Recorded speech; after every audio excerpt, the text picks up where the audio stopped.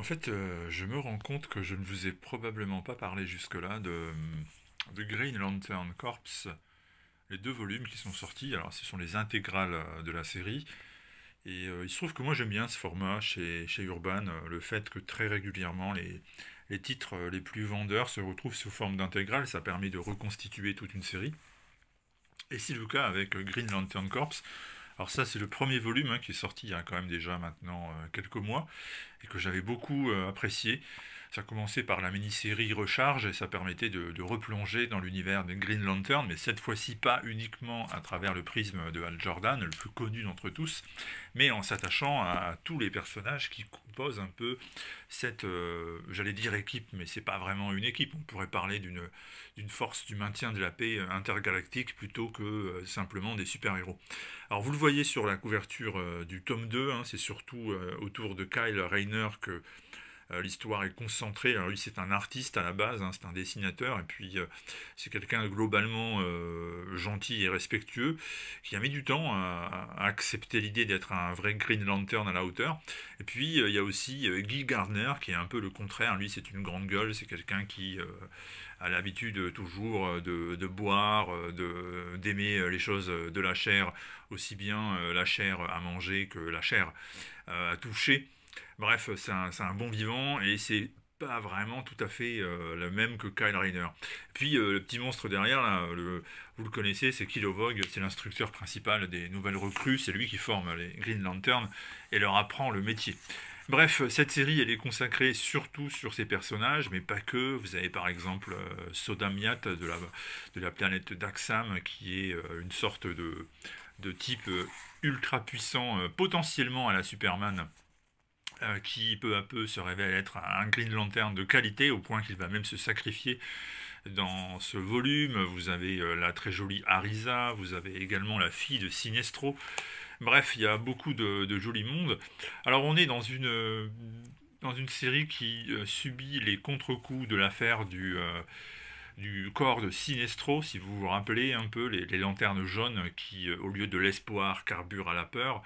Un grand conflit avait éclaté entre les verts et les jaunes, et donc nous sommes dans les contre-coups de cette histoire, dans ce tome 2, avec notamment l'apparition du fils de Mongul, qui n'est pas mieux que son père, et qui lui aussi décide de faire régner la terreur, et les Green Lantern vont s'occuper de son cas dans ce second volume. Ce sera l'occasion aussi de voir que peu à peu un conflit se prépare entre toutes les dimensions du spectre de la lumière, les gardiens d'Oa qui continuent de se comporter d'une façon un peu discutable, des méthodes radicales qui laissent penser qu'ils ne sont pas si gentils que ça, et qu'ils ont un petit fond dictatorial qu'ils ne vont pas tarder à laisser s'exprimer à son potentiel le plus élevé, on va dire.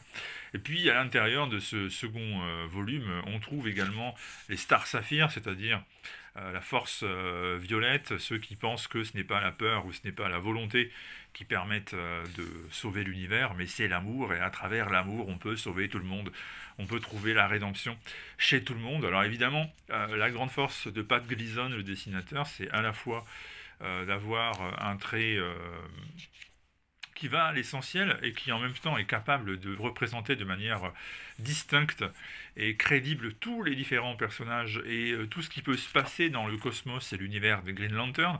Alors c'est un univers très particulier, c'est peuplé de monstres, c'est peuplé de créatures qu'on a des fois bien du mal à imaginer exister, mais c'est ça qui fait le charme de Green Lantern Corps, c'est que tous les personnages sont différents les uns des autres, qu'ils sont tous bien représentés. On essaie à un moment donné de s'attarder sur les motivations d'un peu tout le monde, et c'est un excellent complément à la série classique Green Lantern, voire même par moments c'est supérieur à ce qui est raconté dans la série Green Lantern, parce que c'est plus varié, parce que c'est plus drôle parfois que ce qu'on peut lire dans l'autre titre qui est un peu trop sérieux sur pas mal d'aspects.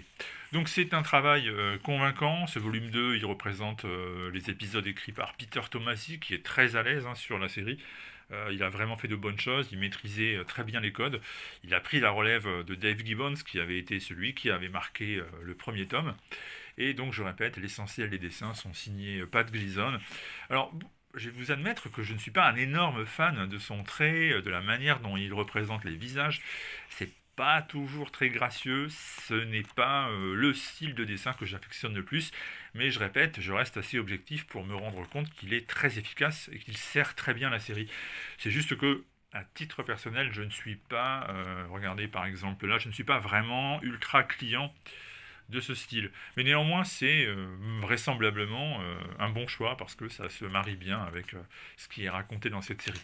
Donc juste pour vous dire que si vous aimez les sagas cosmiques et que vous voulez découvrir le monde des Green Lantern, bah vous avez une excellente opportunité pour le faire puisqu'il y a déjà 2 tomes de sortie, c'est 2 gros pavés, hein. On en est déjà à 2, mais bientôt on aura le 3 et le 4, de manière à avoir la série complète. Donc c'est Green Lantern Corps, le corps des Green Lantern. Premier volume écrit par Geoff Johns et Dave Gibbons. Peter Tomasi prend la relève au second. C'est une bonne idée parce que je répète, c'est fun, c'est globalement bien écrit, il y a tout un tas de personnages attachants, il se passe beaucoup de choses. Moi, mon opinion, elle est très positive, mais enfin bon, il faut dire que j'aime beaucoup les Green Lantern, alors évidemment, je ne suis pas très objectif, mais vous pourriez être très intéressé par ça. Ça méritait bien, je pense, qu'on s'y attarde un peu et que je vous présente ces 2 gros volumes sortis chez Suspense, bah non, il n'y en a pas. Chez Urban Comics, évidemment, puisque c'est là que vous trouverez tout ce qui concerne DC. A très vite. Ciao, ciao.